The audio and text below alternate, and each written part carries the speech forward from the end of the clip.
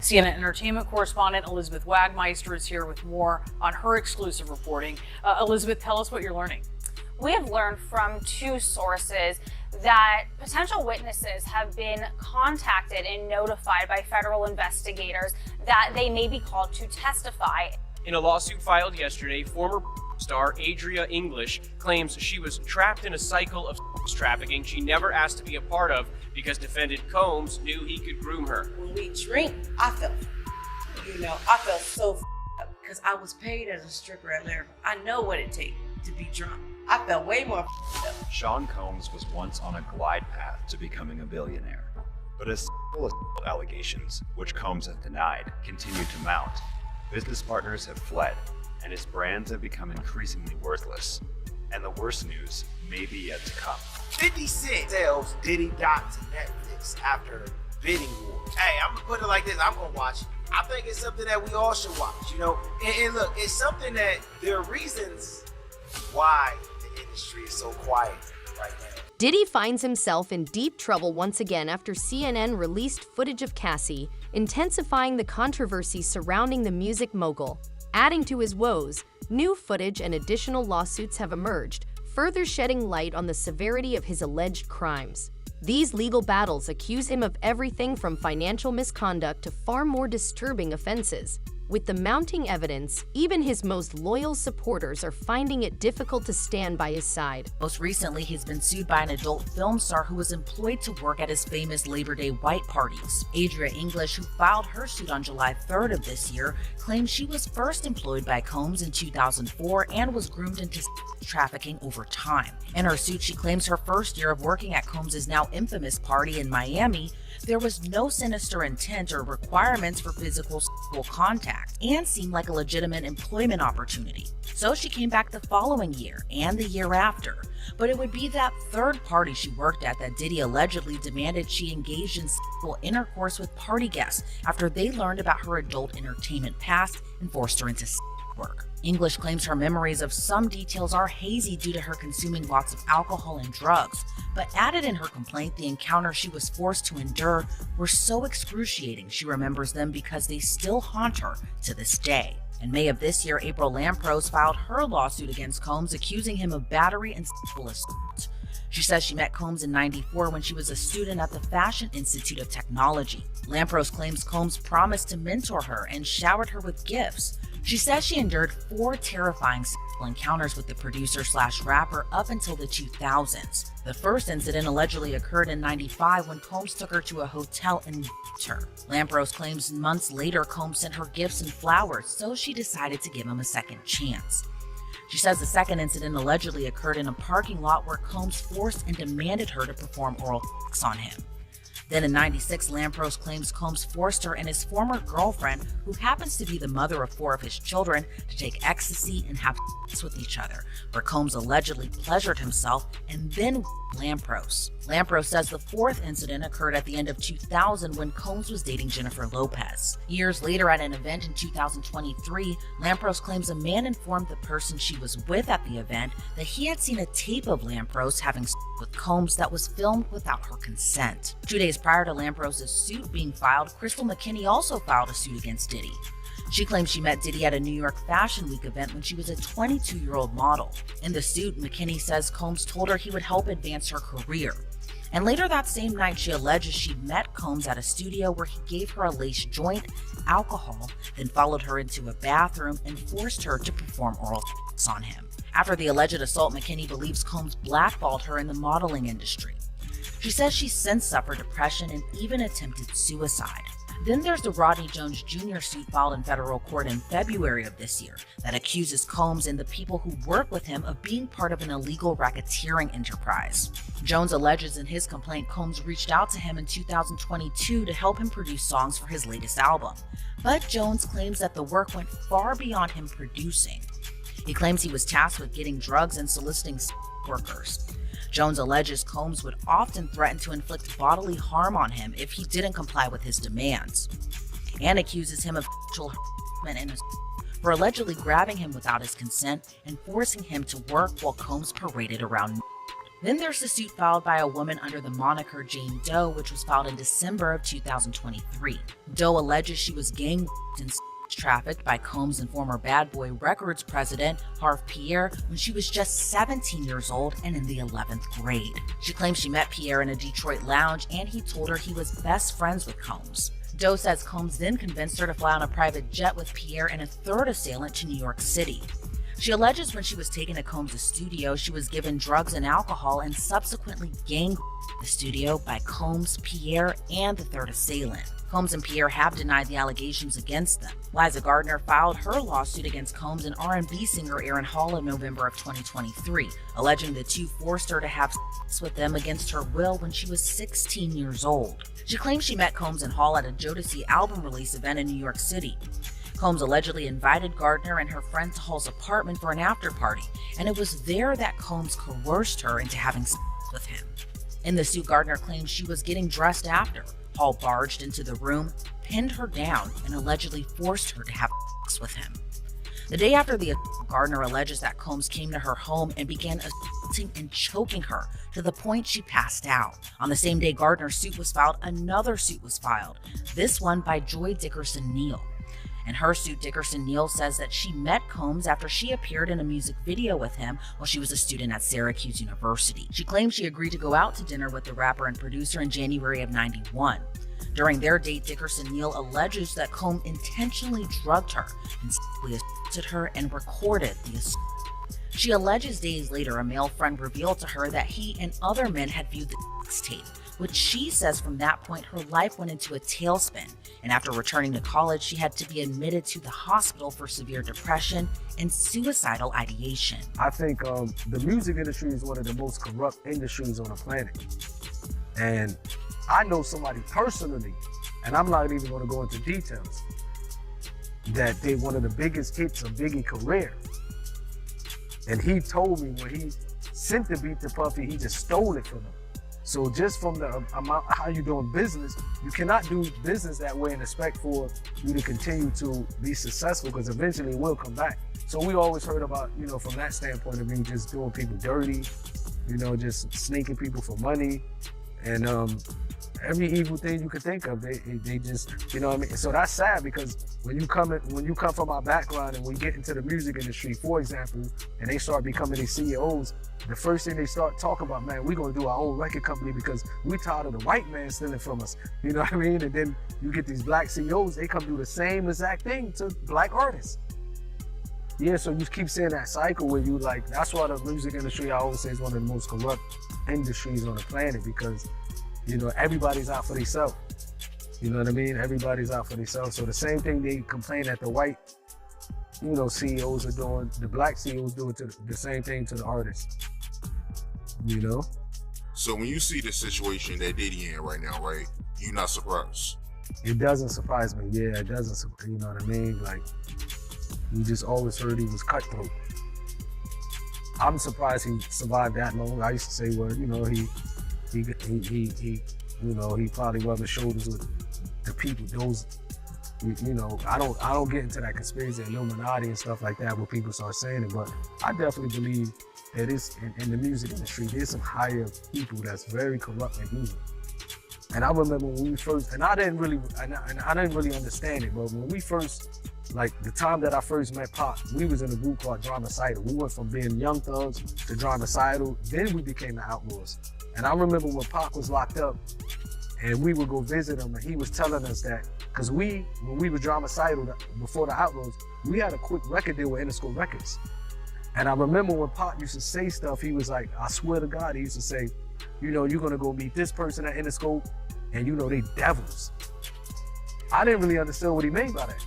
He's like, but you know, you gotta play it right, and you know, they gonna give us a record deal, but they just straight devils, you know what I mean? So, and now I understand, these people cutthroat, you know what I mean? You don't see no CEO, if you look at any rap record, the CEOs from these rap records, they not part of our community, meaning that they come from a different background than us. Most of them are ran by certain individuals.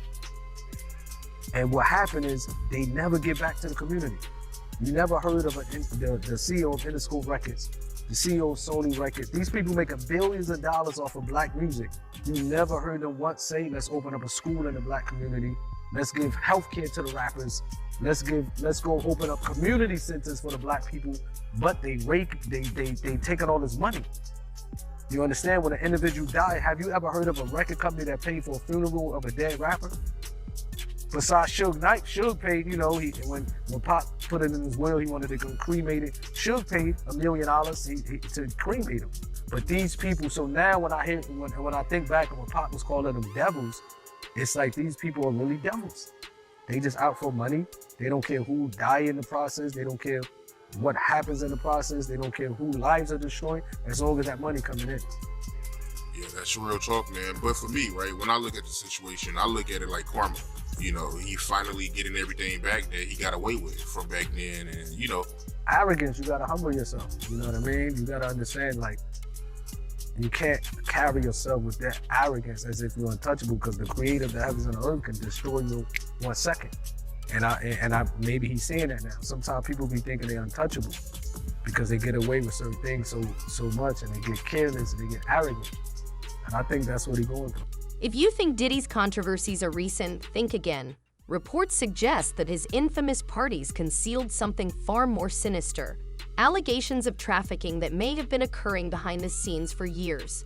This isn't just a new scandal. It's a long-standing issue that has been quietly unfolding for a long time. Diddy has always been known for his big white parties where a bunch of celebrities show out, but now we're learning the truth about what happened at these disturbing parties. An adult star has come forward and claimed that they were trafficked at one of Diddy's parties. Diddy has been under a federal investigation for human trafficking, so this isn't a great look for him. It's like another one to add to the list. In a lawsuit filed in New York, a former adult film star, Adria English, claimed that the rapper and CEO of Bad Boy Entertainment forced her into prostitution and work with guests at his annual white party. So at these parties, I guess he would force these people, like Adria English, to go and hook up with these celebrities. Now, Adria claims this happened between the years 2006 through 2009 and happened both in the Hamptons and in Miami. She was, quote, made to engage in illicit narcotics and alcohol use while employed by Diddy. In a lawsuit filed yesterday, former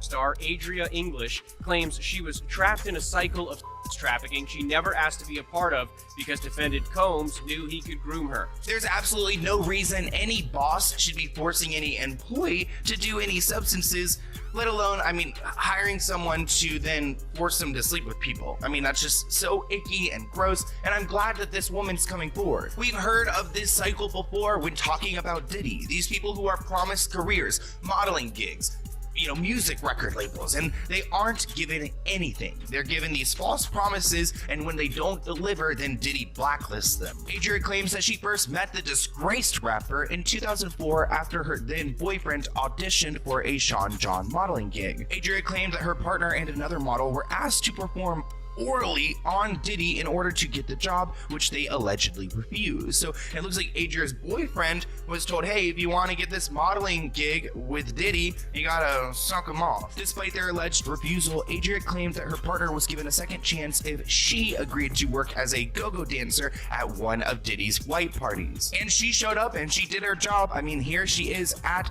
the white party in the Hamptons back in 2004. So we got some proof that she was in fact there. Here's a clip of Adria explaining how she got involved with Diddy. Long story short, my ex Anthony Gallo goes in the room and he comes out yelling, fuck that. I'm like, what are you talking about?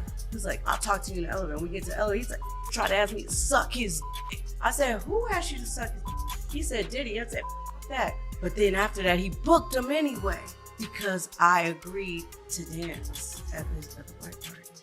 Major red flags. Of course her boyfriend was appalled by the idea, but then she kind of sacrificed herself so that he could get that job. Now, in the legal documents, Adria explains that when she first started working for Diddy, there was, quote, no sinister intent or requirements for physical contact, and it seemed to be a legitimate employment opportunity. So when she was invited to come back the following year to work again, she accepted it. It was easy money, she was at the white party, tons of celebrities, she didn't have to do anything icky yet. However, she says around around the third party she worked that Diddy demanded that she begin engaging in intercourse with guests, as they had learned about her past in the entertainment industry and used it against her. She goes on to state that her memories of some of the details are hazy due to the fact that she was expected to consume copious amounts of alcohol and illicit narcotics. However, the documents add that the encounters that she was forced to endure were so excruciating that Adria remembers them as they still haunt her to this day.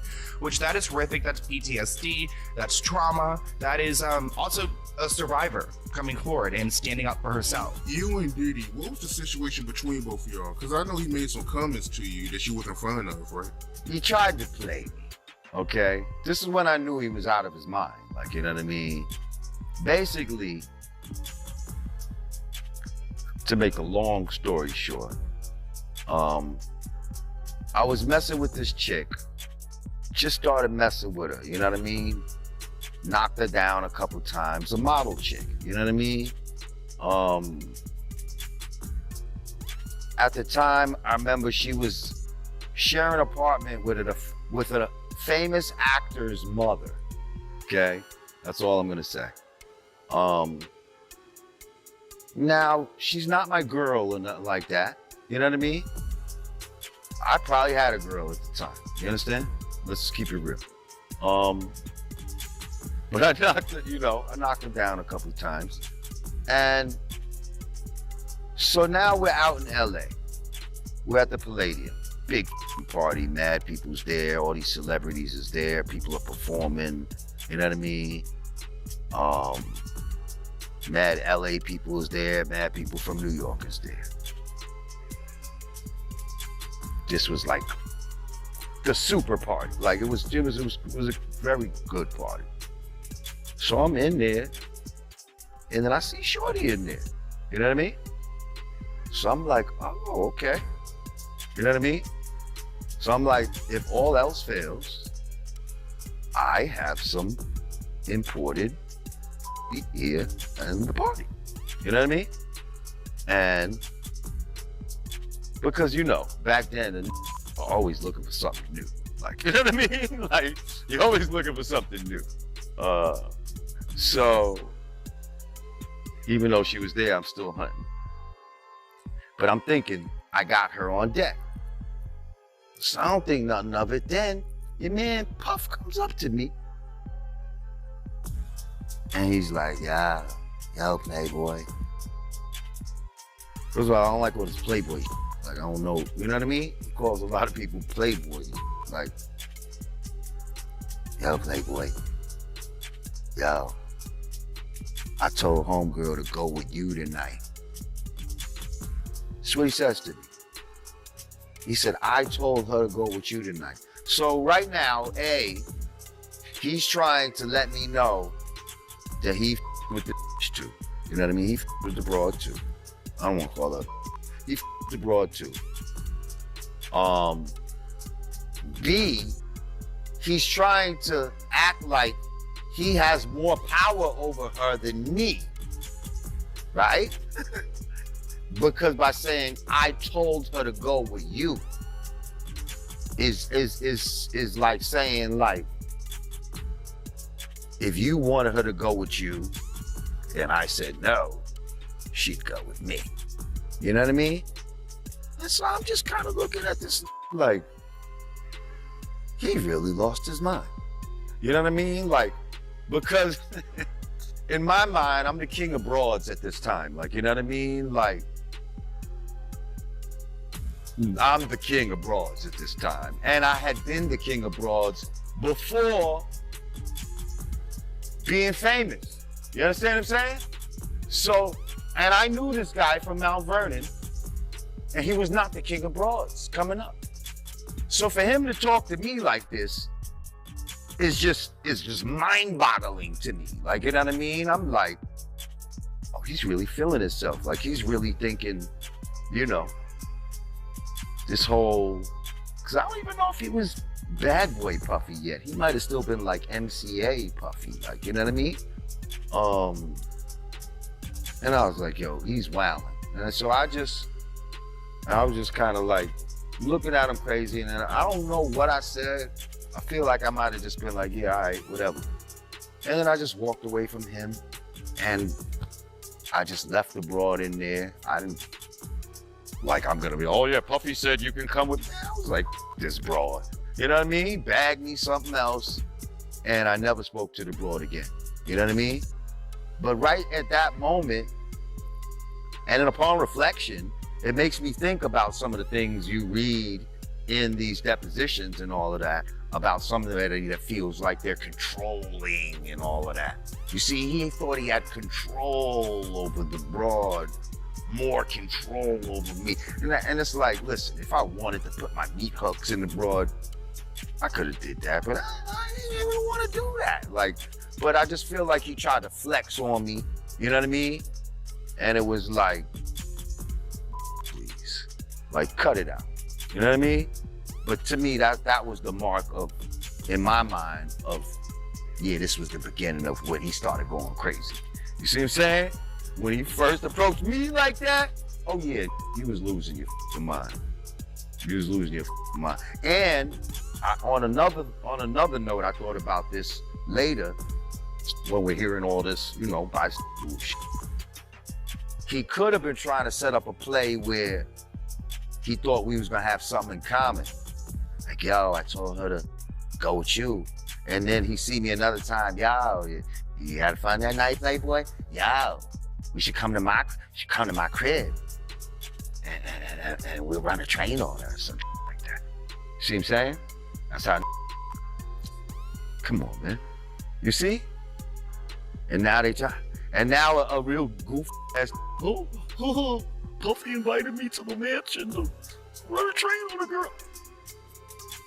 Like, you think I'm stupid. Like, so that's what I'm thinking. Could have been you know what I mean? Motivation too. Like, maybe he didn't think he was playing me. Maybe he thought he was planting the seed for us to have this broad in common. I don't know. But I felt like he was trying to play me. You know what I mean? And either way, he was trying to play me. You know what I mean? So I wasn't feeling that and got it. You think he one of them dudes that only got females because he started to get money? Yeah, absolutely. Absolutely. Like, I don't remember seeing him with a bunch of broads back in Mount Vernon high school days and all that. You know what I mean? The first bad broad I seen him with was Misa, and I was kind of like, damn, how he get her? Like, you know what I mean? Like, I didn't even really understand how he got her, like, you know? Because Misa was definitely bad back in the days, in Mount Vernon and like that. Prior to that, he was just one of those that danced in the parties, like, you know what I mean? Like, he was just a dancer, like, you know what I mean? Like, with these bushy eyebrows, I think they connected at the time, like, you know what I mean? Like, yeah, he wasn't alive. Things are about to heat up even more. Minus 50 Cent has revealed that he's been working on a docuseries dedicated to exposing Diddy's alleged crimes. To add to the buzz, Netflix has officially secured the rights to the series, ensuring it reaches a massive audience. 50 Cent has not been keeping quiet about all of the drama and accusations flying around about P. Diddy. In fact, his company, G Unit, has produced a multi-part documentary which has just been sold to Netflix after a legit bidding war. I think the best part, however, is him sharing TMZ's cover story about this and the caption he wrote. He wrote, TMZ used this fat boy picture of me because their documentary went to Tubi, LOL. It's okay, guys, we're all making great television.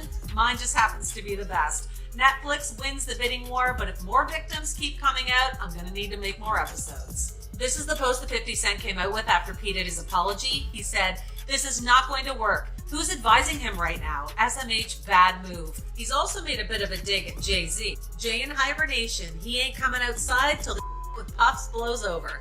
No lunch, no brunch, no dinner, LOL. I'm all you got outside.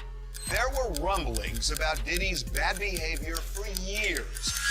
Simultaneous raids, a massive show of force. I know what's gone on. A stunning downfall. 50 Cent has been hyping up his Diddy documentary for months, and the project just landed a prestigious new home. Multiple sources familiar with the situation say 50's multi-part documentary about the SA suits against Diddy was purchased by Netflix. We're told there was a massive bidding war over the doc, which was produced through 50's G-Unit film and television studios, with multiple networks and all of the streaming platforms attempting to land the series. Diddy was hit with another civil lawsuit Tuesday with model Crystal McKinney. She came forward with evidence after 2016 security footage of Diddy putting his paws on Cassie in a hotel hallway surfaced Friday. Cassie previously filed suit against Diddy and settled out of court 1 day later.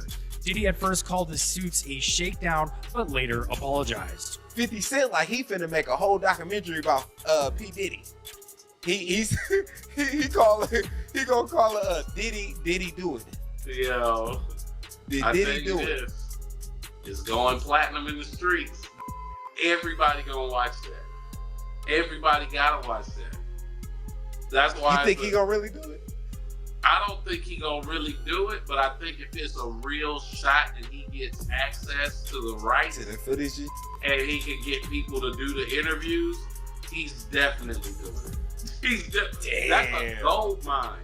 You're gonna get at least 10 million viewers per episode with that. And then might as well do it and get the money instead of letting, you feel me, the other side get the money. Right, that's what I'm saying. So Help the brother man, not the other man around this yeah, phone. go ahead and let him get it. Yeah, we might be produced. No, I don't want to be involved in none of that freaky ass.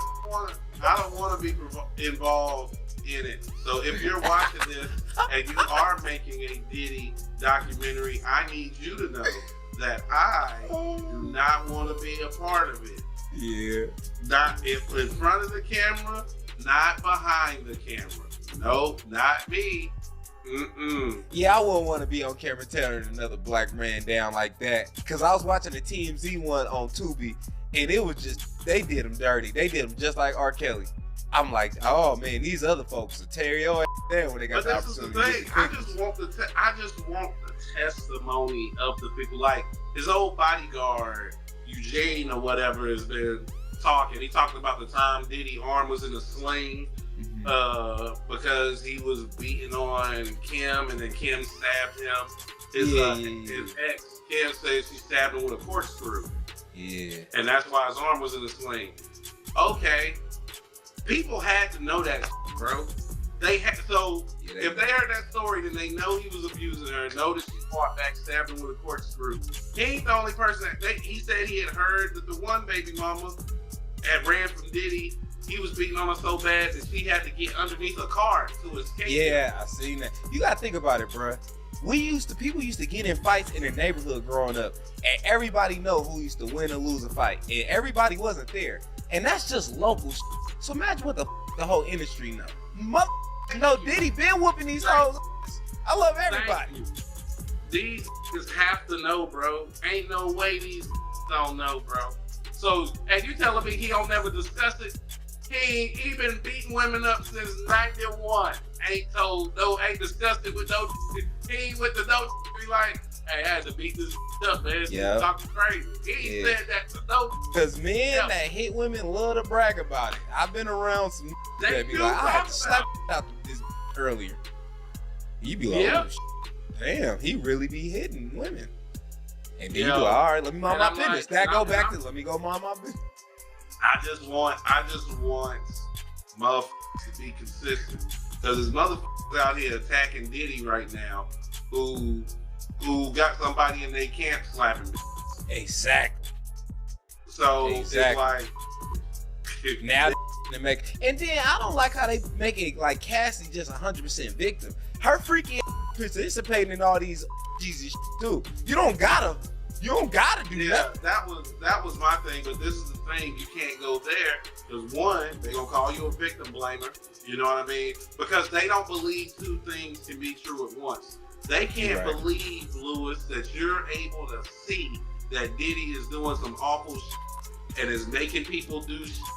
50 Cent has to be one of the biggest trolls of all time. So earlier today, TMZ announced that 50 Cent officially sold his documentary on Diddy. The documentary is called Diddy Do It, and it's sold to Netflix for a couple $1 million. By the way, this has to be one of the craziest titles he could have possibly picked. This is the cover art for the documentary. 50 also said if more victims come forward, he's definitely gonna release more episodes. Making a bag off of your op has to be some diabolical work. As of now, there is no release date, but I'm sure we'll hear about one soon. This is crazy, man. What y'all think about this?